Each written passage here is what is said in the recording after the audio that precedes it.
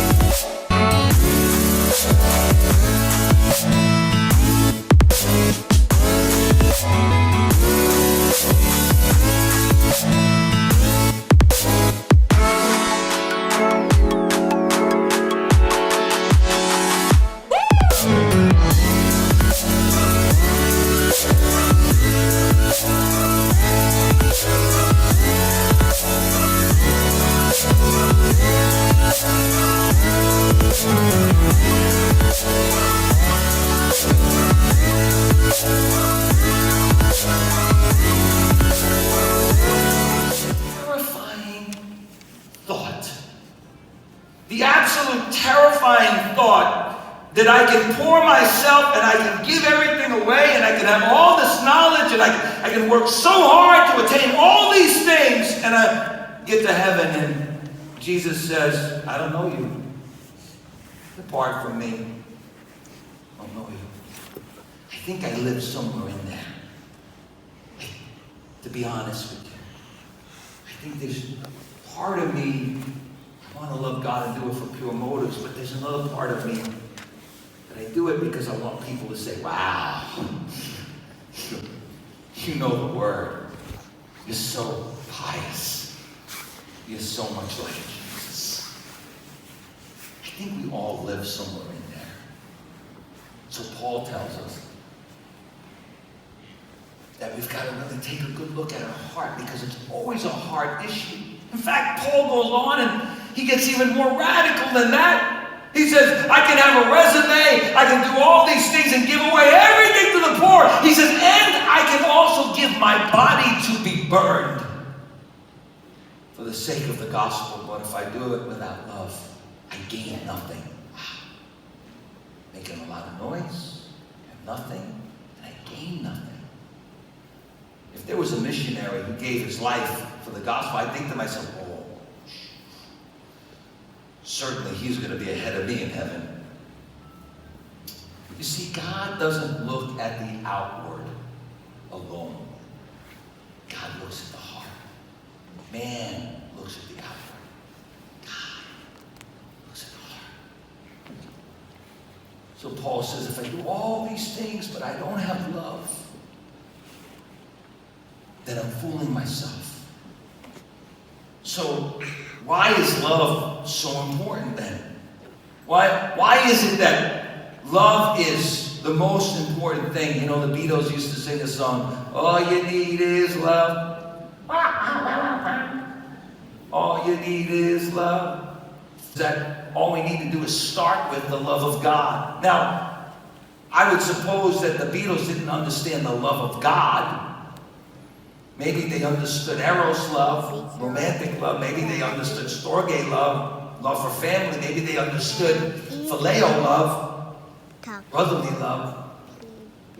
But agape love, this is what Paul's talking about. He's not talking about romantic love or familial love or brotherly love.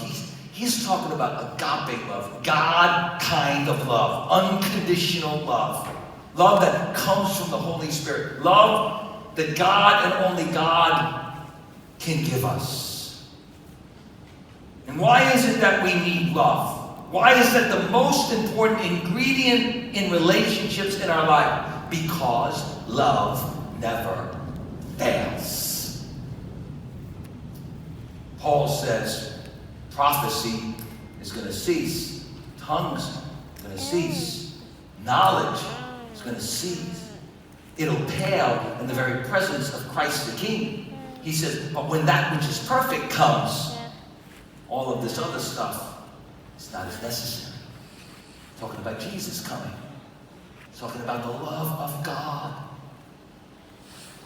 that invades our heart and overwhelms and overcomes everything else in the world. Because love is the most perfect thing. These three abide: faith, hope, and love. But the greatest of these is love. There's Billy on the Facebook. Oh, Billy says something I don't like. Okay, gone. Let's move on to the next friend. See, hatred, unforgiveness, bitterness, so subtle. We do it all in the name of truth. We all do it in the name of being righteous.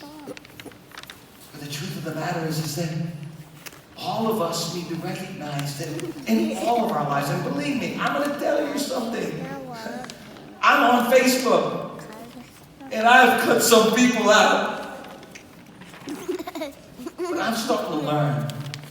You know what? Before I disassociate myself from that person who's so difficult in my life, maybe God has actually put that person in my life who gets under my skin.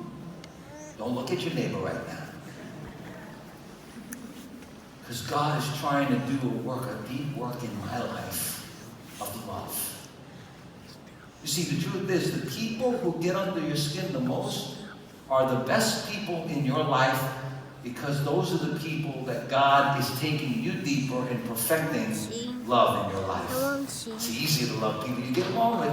It's easy to love people that you agree with. It's easy to love people that are of the same political party. It's easy to love people that agree with everything that you know about the Bible. It's easy to agree with people who agree with you. But Jesus says, if you really want to be like me, I don't want you to only love the people that are easy to get along with. I want you to even love your enemies. First he says, love God with all your heart, soul, strength, and mind. Love your neighbor as yourself. Oh, okay, loving my neighbor. It's pretty easy. Although, 12:30 last night, my neighbors let her dogs out and they were barking, woke me up!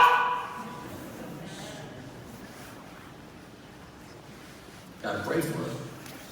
But he says, you need to love your enemies. Not just your neighbor, not just the people, but love your enemies.